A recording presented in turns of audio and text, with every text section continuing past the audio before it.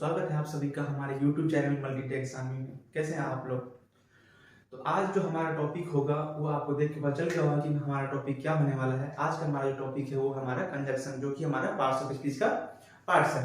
और इससे पहले हम लोगों ने प्रीपोजिशन पढ़ा था और आगे हमारा जो लास्ट पार्ट बचा होगा वो हमारा बचेगा इंटरजेक्शन।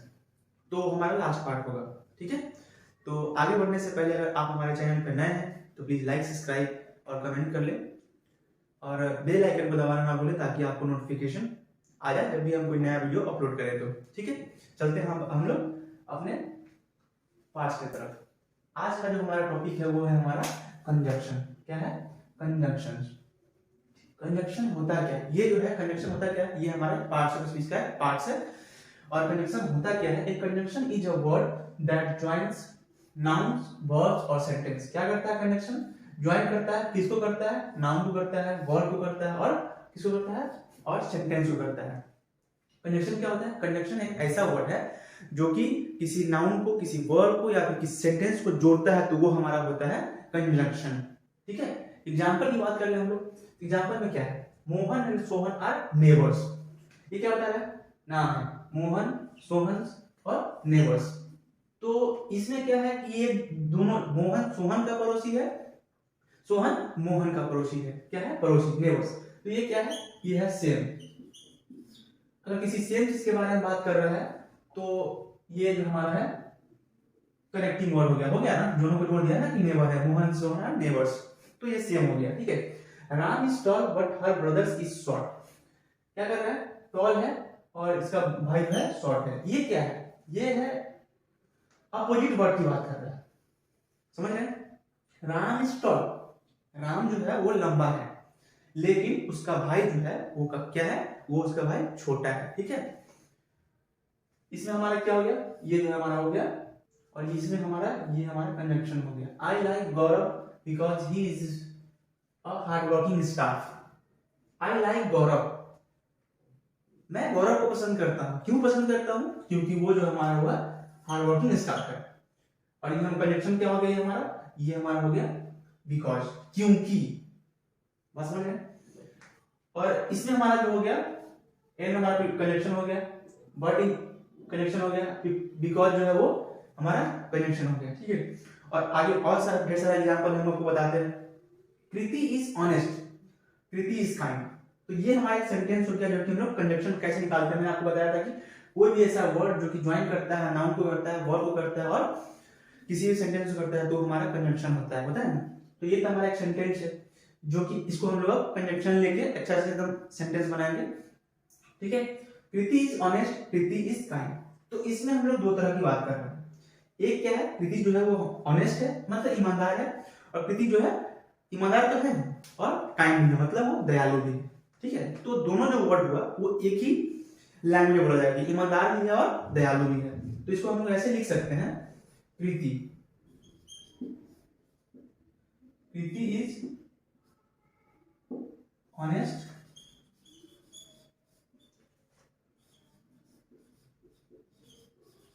तो ये हमारा कंजक्शन के साथ हम लोगों ने लिखा। क्या लिखा हम लोगों ने? कृति is honest and kind.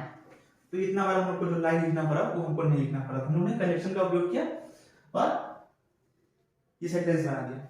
Riya is beautiful, Riya is cruel. इसका मतलब क्या हुआ? ये भी जो हमारा वर्ड था ये भी सेंटेंस इसी टाइप का है, लेकिन दोनों में थोड़ा बहुत डिफरेंस है, क्योंकि ऑनेस्ट और काइंड जो है दोनों एक ही कैटेगरी को बता रहा है, लेकिन इसमें क्या है? ब्यूटीफुल मतलब सुंदर है, क्रूएल मतलब बहुत ही ड्रीड टाइप की है, ठीक है। Riya is beautiful, Riya is cruel. इसको भी हम लोग लिख सकते हैं, रिया इज ब्यूटीफुल,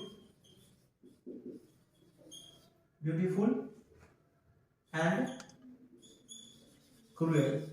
और एक चीज और लिख सकते हैं इसमें, एंड हटा के बट भी लिख सकते हैं, but cruel. Riya is beautiful but cruel, ठीक है। तीसरा जो हमारा सेंटेंस बना है ये है, डू यू वांट कॉफी और डू यू वांट टी। तो ये हमारा इतना सारा लंबा वर्ड हो गया। इसको हम कैसे लिखना चाहेंगे?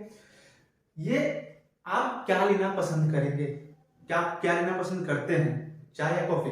और आप क्या लेना पसंद करते हो कमेंट सेक्शन में बताइएगा कि आपको चाय पसंद है या फिर कॉफी पसंद है, ठीक है। तो इसको हम लोग ऐसे, आप कॉफी लेना पसंद करेंगे और चाय लेना पसंद करेंगे। तो हम लोगों ने क्या किया, उसको हटा के सिर्फ और लगा दिया यहाँ पे। Do you want coffee, do you want T, हम लोगों ने क्या लिखा, डू यू वांट कॉफी और टी। तो ये जो हमारा था कुछ सेंटेंस भी था, किसका था, वो हमारा कंजक्शन के पार्ट्स का था। और हम लोगों ने कंजक्शन का डिफिनेशन पढ़ा, और मैं कंजक्शन के बारे में आपको पार्ट्स के बारे में बताऊंगा अभी कि कंजक्शन में कितने पार्ट्स होते हैं, मैंने कितने कैटेगरी में डिवाइड किया उसको। ठीक है, चलते हैं हम लोग कंजक्शन के पार्ट्स की तरफ। कंजक्शन के पार्ट्स की तरफ, कंजक्शन में कितने पार्ट्स होते हैं, कंजक्शन के 3 पार्ट्स होते हैं, जो कि पहला हमारा है वो है कोऑर्डिनेटिंग कंजक्शंस, दूसरा है हमारा सब ऑर्डिनेटिंग कंजक्शंस, और तीसरा है हमारा कोरिलेटिव कंजक्शन। पहला क्या हमारा कोऑर्डिनेटिंग कंजक्शन, दूसरा क्या हमारा सब ऑर्डिनेटिंग कंजक्शन, और तीसरा क्या हमारा कोरिलेटिव कंजक्शंस। तो ये जो हमारा वो कंजक्शन के पार्ट्स हैं। ठीक है, कोऑर्डिनेटिंग कंजक्शंस के जो एग्जांपल होते हैं वो होता है फॉर, एंड, नॉर, बट, और, येट और सो। तो अगर हम लोग इसको याद करने का एक फॉर्मूला दे दें तो इसमें कोऑर्डिनेटिंग जो होता है वो हमारा कंजक्शन, इसमें सिर्फ और सिर्फ 7 ही एग्जांपल होते हैं, 7 ही कंजक्शंस होते हैं, जिसको हम लोग फैन वॉइस के नाम से जानते हैं, FANBOYS। अब देख लीजिए कितना हो गया, 1 2 3 4 5 6 7 हुआ। F for fan, A for and, L for not, B for but, O for Y for yet और S for so।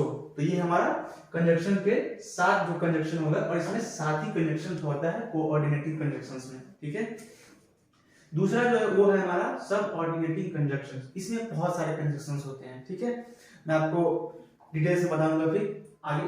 सब ऑर्डिनेटिंग में जो हमारा एग्जांपल आ जाएगा वो होगा हमारा after, although, as far as long as soon as, because, before, etc। इसमें बहुत सारे एग्जांपल्स होते हैं कंजक्शंस के।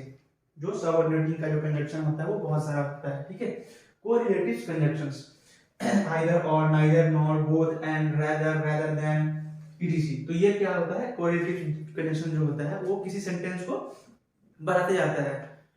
तो ये जो हमारा होता है कोरिलेटिव कंजक्शंस होता है। ठीक है, बाकी हम लोग चलते हैं एक्सप्लेनेशन की तरफ। कंजक्शंस के, कोऑर्डिनेटिंग कंजक्शंस के डिफिनेशन और उसके सेंटेंसेस की तरफ। ठीक है, कोऑर्डिनेटिंग कंजक्शंस होता क्या है, coordinating conjunctions join like with like, मतलब वो एक चीज के जैसा दूसरे चीज को जोड़ता है, तो ये हमारा होता है कोऑर्डिनेटिंग कंजक्शंस। किसको जोड़ता है, a noun with another noun, एक नाउन से किसी दूसरे नाउन को, और an adjective with an another adjective, एक एडजेक्टिव को किसी दूसरे एडजेक्टिव के साथ, ऐसा नहीं किसी नाउन को किसी एडजेक्टिव के साथ जोड़ देगा। ठीक है, वो भी हम लोग पढ़ेंगे, आगे पढ़ते हैं। ये जोड़ता है किसी वर्ड को किसी वर्ड से, किसी फ्रेज को किसी फ्रेज के साथ, किसी क्लॉज के साथ किसी क्लॉज के साथ। बात समझ रहे हैं, कोऑर्डिनेटिंग कंजक्शंस एक ऐसा कंजक्शंस होता है जो कि किसी नाउन को नाउन से जोड़ता है लेकिन दूसरे नाउन के साथ, एडजेक्टिव को किसी अनदर एडजेक्टिव के साथ जोड़ता है। ठीक है, और सेंटेंस जो हमारा बनता है वो ऐसे बनता है कि word to word, phrase to phrase, clause to clause. तो हम वर्ड टू वर्ड जो एग्जांपल बनाएंगे, जो सेंटेंस बनाएंगे, देखते हैं उसका सेंटेंस हम कि होता क्या है। तो वर्ड टू वर्ड जो हमारा ये है, तो उसमें हम लोग सेंटेंस बनाते हैं, most children like chocolate and biscuit. ठीक है, तो इसमें क्या है, वर्ड टू वर्ड मतलब नाउन से नाउन। तो देख लीजिए, चॉकलेट क्या है हमारा, नाउन है, बिस्किट क्या है हमारा, ये भी हमारा नाउन है, तो ये हमारा नाउन हो गया और ये भी हमारा नाउन हो गया। तो एक दूसरे नाउन को दूसरे नाउन से जोड़ रहा है, तो ये हमारा हो गया वर्ड टू वर्ड। दूसरा क्या हमारा, फ्रेज टू फ्रेज। तो हम चलते हैं दूसरे एग्जांपल की तरफ। एक हो गया हमारा वर्ड टू वर्ड, दूसरा हमारा फ्रेज टू फ्रेज। दूसरा एग्जांपल क्या हमारा हो जाएगा, दूसरा sentence, the gold is hidden at the beach और बाय द लेक साइड। ठीक है, इसमें क्या है, फ्रेज टू फ्रेज। तो ये जो हमारा हो गया at the beach, at the beach, ये क्या हो गया हमारा प्रीपोजिशनल फ्रेज हो गया। ठीक है, और दूसरा हमारा जो फ्रेज हो जाएगा बाय द लेक, ये हमारा क्या है, ये भी हमारा प्रीपोजिशनल फ्रेज है। ठीक है, तो ये हमारा सेंटेंस जो बना फ्रेज टू फ्रेज बना। और तीसरा हमारा क्लॉज टू क्लॉज। ठीक है, तो तीसरा जो हमारा सेंटेंस बनेगा वो है what you say and what you do are different thing.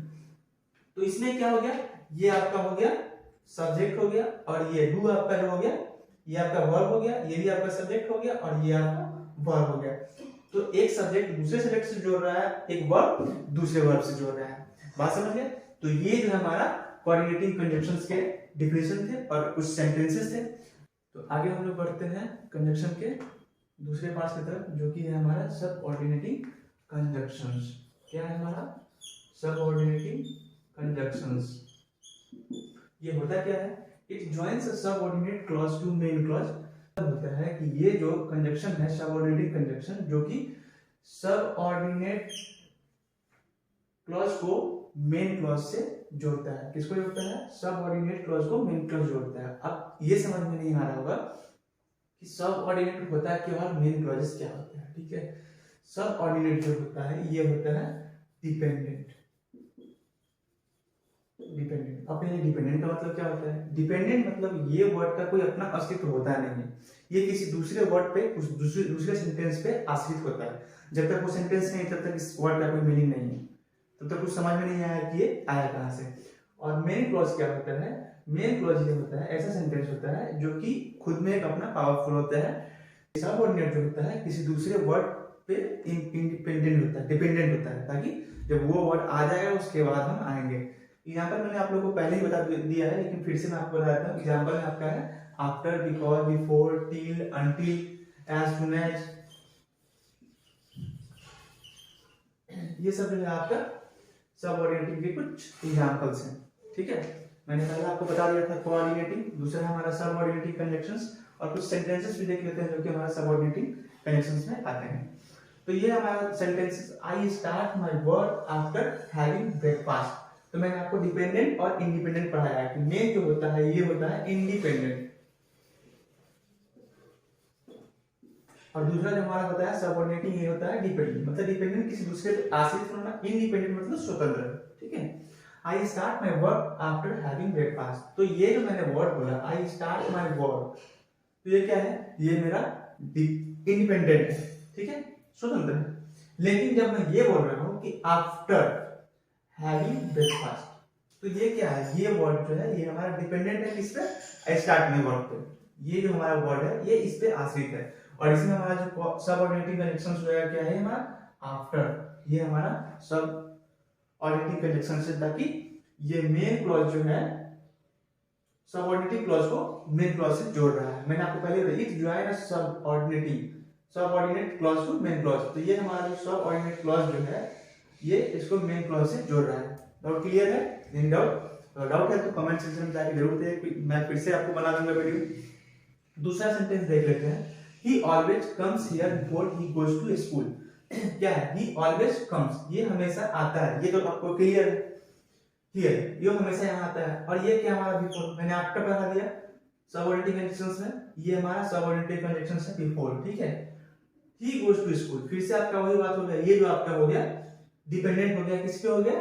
Main clause पे डिपेंडेंट हो गया। ये आपका मेन क्लॉज है, यहाँ से लेके यहाँ तक he always comes here, मतलब वो हमेशा यहाँ आता है, जो कि आपका मेन क्लॉज है, जो कि इंडिपेंडेंट हुआ। और he goes to school, ये क्या हो गया आपका? ये आपका डिपेंडेंट हो गया, किस पे डिपेंडेंट हो गया? मेन क्लॉज पे डिपेंडेंट हो गया, जो कि आपका ये वाला सेंटेंस है वो मेन क्लॉज है। और ये क्या है आपका? सबऑर्डिनेट क्लॉज है। तीसरा सेंटेंस हम लोग देख लेते हैं सबऑर्डिनेटिंग क्लॉजेस का। इसमें आपका अनलेस जो है वो सबऑर्डिनेटिंग कंजक्शंस है। ठीक है, आपका मेन जो क्लॉज हो गया ये है आपका यू विल नॉट सक्सीड, मतलब तुम तब तक सक्सेस नहीं करोगे जब तक कि तुम हार्ड वर्क नहीं करोगे। तो ये आपका जो हो गया सबऑर्डिनेटिंग क्लॉज हो गया, और ये जो आपका हो गया वो मेन क्लॉज हो गया। Main clause, subordinating clause. Subordinating clause मतलब डिपेंडेंट, इंडिपेंडेंट। नेक्स्ट एग्जांपल देखते हैं, नेक्स्ट सेंटेंस देखते हैं, I will leave as soon as Ram arrive.